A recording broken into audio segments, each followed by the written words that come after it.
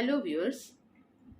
आज मैं जो टॉपिक आपके पास लेके आ रही हूँ वो कंज्यूमर्स इक्विलिब्रियम का ही एक पोर्शन है और जिसको मैंने पहले भी पढ़ाया है, डिमांड।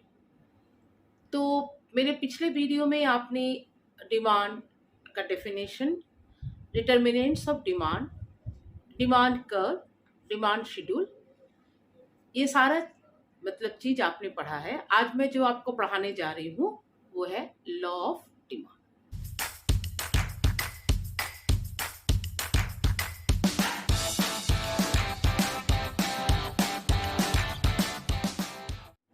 लॉ ऑफ डिमांड पढ़ने के लिए डिमांड कर्व और डिमांड शेड्यूल ये जानना बहुत जरूरी है। इसको अगर हम नहीं समझ सकते हैं तो फिर लॉ ऑफ डिमांड नहीं हो पाएगा। तो लास्ट क्लास में मैंने डिमांड कर्व और डिमांड शेड्यूल के बारे में बताया था। आज उसको मैंने बहुत इजी वे में एक ग्राफ और शेड्यूल के थ्रू आपको बता रहे हैं। यहाँ पे मैंने डिमांड शेड्यूल को बताया है। तो what is demand schedule? Demand schedule is a tabular presentation which shows the relationship between price and quantity demanded. यहाँ मैंने एक डिमांड शेड्यूल बनाया है। यहाँ देख रहे हैं, जब प्राइस 10 रुपीज है तो क्वांटिटी डिमांड जो है 10 है, और जब प्राइस घटकर ओनली 2 रुपीज है तो क्वांटिटी डिमांड जो है वो 50 है। तो यहाँ पे हम क्या देख रहे हैं? कौन सा खास बात है?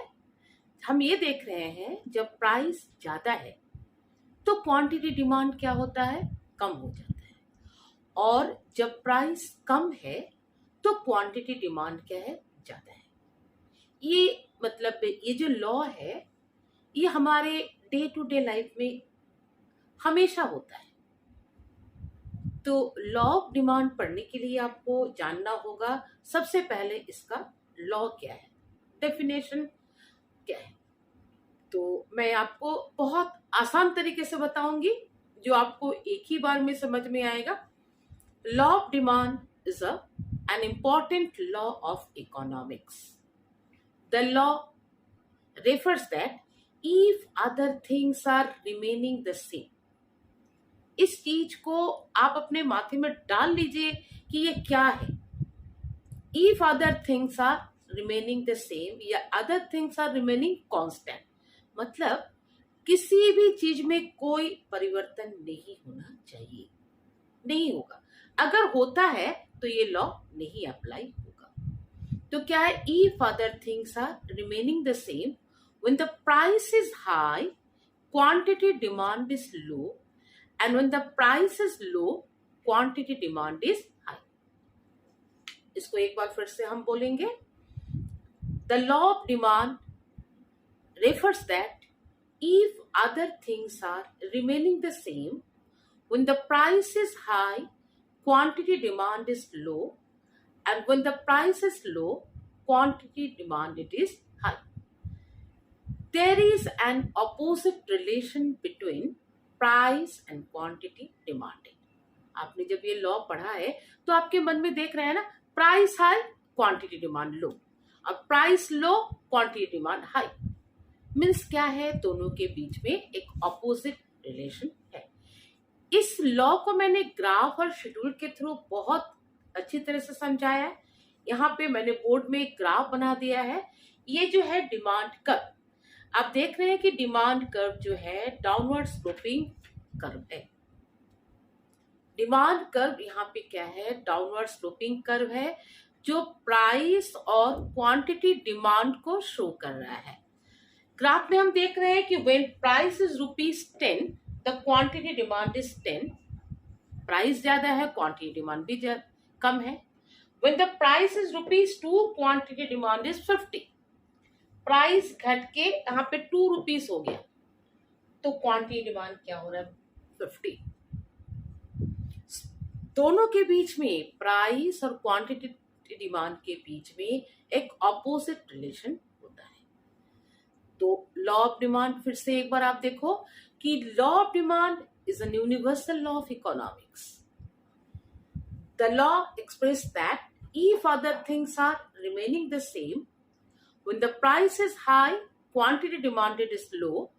When the price is low, quantity demanded is high. There is an opposite relation between price and quantity demanded. मुझे लगता है कि ये जो मैंने डेफिनेशन को इतना आसान तरीके से आपको बताया, आपको बहुत अच्छी तरह से समझ में आ गया। तो ये डेफिनेशन पढ़ने के साथ साथ कुछ एजम्पशन आपको मानना पड़ेगा, कुछ एजम्पशन पढ़ना पड़ेगा। एजम्पशन मतलब क्या होता है कि इस डिमांड को लागू होने के लिए कौन कौन सी बातें होना चाहिए। तो क्या होगा, there is no change in income of the consumer, मतलब कंज्यूमर के इनकम में कोई चेंजेस नहीं होना चाहिए। अगर हमारे इनकम में चेंज हो जाता है तो हम क्या करते हैं, ज्यादा दाम पर भी ज्यादा सामान खरीद सकते हैं, जो कि लॉ ऑफ डिमांड का उल्टा हो जाता है। तो क्या बोलते हैं, there is no change in the income of the consumer, no change in the price of the commodity, no change in the price of substitute goods. और एक चीज है, no change in the hobby, habits और taste and preference. मतलब जो भी चीज चल रहा है वो एज इट इज कांस्टेंट होना चाहिए। मुझे लगता है आपको ये लॉ जो है, जो मैंने आपको पढ़ाया, आपको एकदम आसानी से समझ में आ गया होगा। आपको समझ में भी आ रहा है, आप एंजॉय भी कर रहे हैं, लेकिन आप सब्सक्राइब करने में थोड़ा देर कर रहे हैं। आपसे मेरा यही रिक्वेस्ट है, अगर आपको ये वीडियो मेरा पसंद आया है तो आप लाइक करो, शेयर करो और मेरे इस चैनल को सब्सक्राइब करो। इस वीडियो को शुरू से लेकर अंत तक देखिए और सब्सक्राइब करते समय बेल आइकॉन को प्रेस करें, ताकि आने वाले दिनों में मेरा जितना सारा वीडियो मैं इकोनॉमिक्स को पढ़ाने के लिए आपके बीच में आ रही हूँ, सारा वीडियो आप तक पहुंच सके और इकोनॉमिक्स आपके लिए बड़ा आसान हो। आज इतना ही रहेगा। Thank you.